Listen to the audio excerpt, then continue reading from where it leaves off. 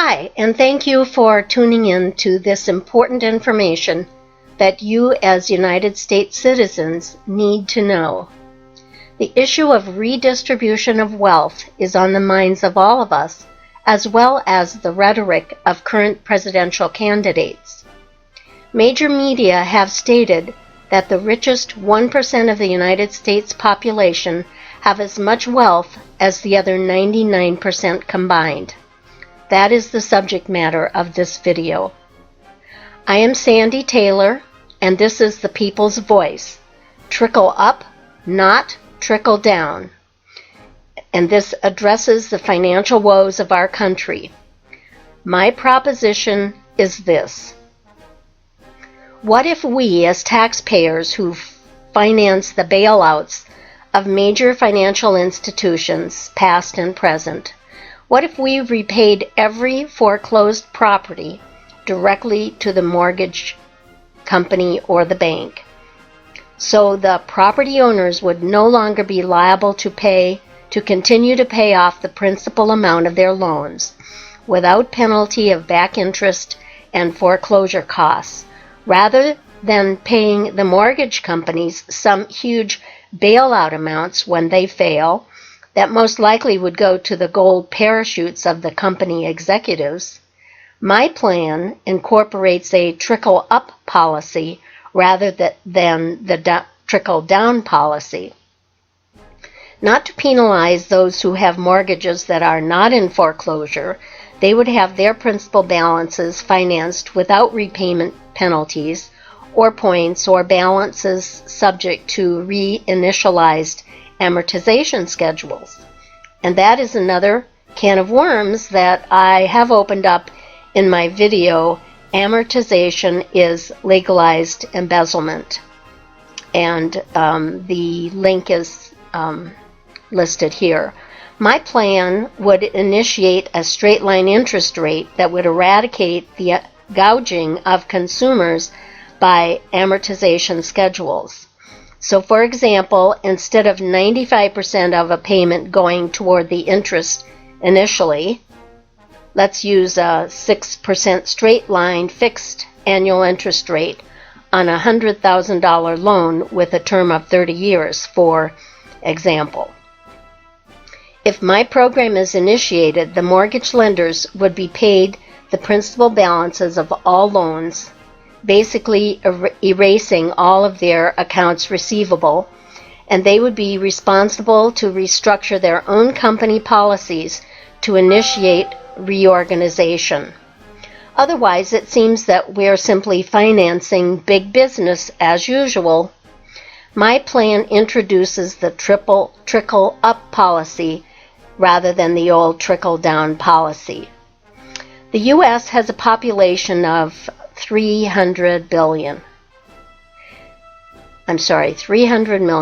If we divide the $700 billion, the amount already paid in bailout funds, and if we divide that number by the entire U.S. population, we get $2,333. I believe that if we divide the $700 billion by the number of homeowners, we would get at least $1 million each. How can all of the foreclosed properties equal the $700 billion? Isn't that an overkill? Where else is the money going?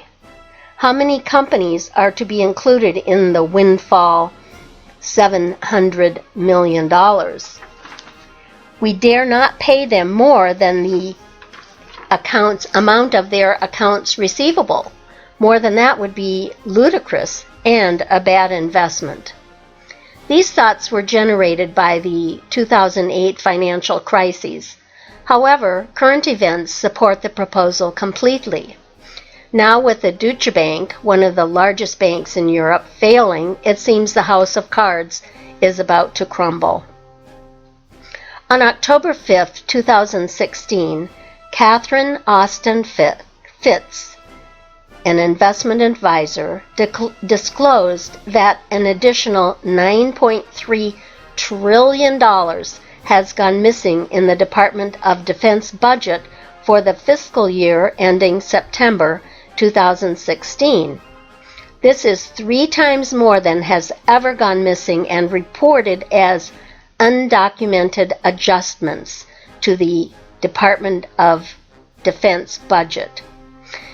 Unquote. She proposes that the monies have gone to fund the black budget of invisible weaponry and underground infrastructure built to protect the global empire or the elite.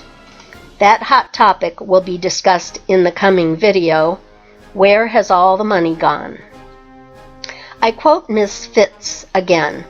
9.3 trillion is a lot of money. 27 trillion was paid out in bailouts in 2015.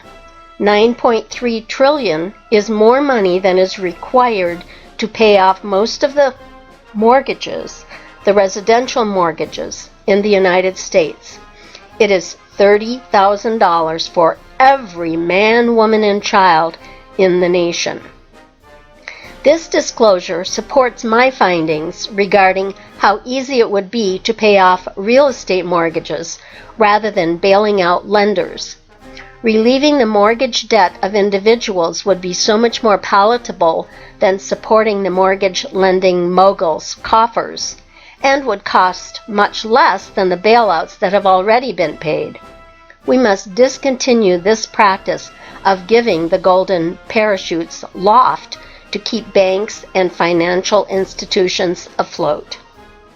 Thank you for watching, and please support the people's voice and let your voice be heard. I invite you to view other pertinent videos on my YouTube channel, that's Sandy Taylor, and these include demand tax reform, amortization is legalized embezzlement, and the cap on Social Security payment is outrageous. Please comment below and share this video. Thank you.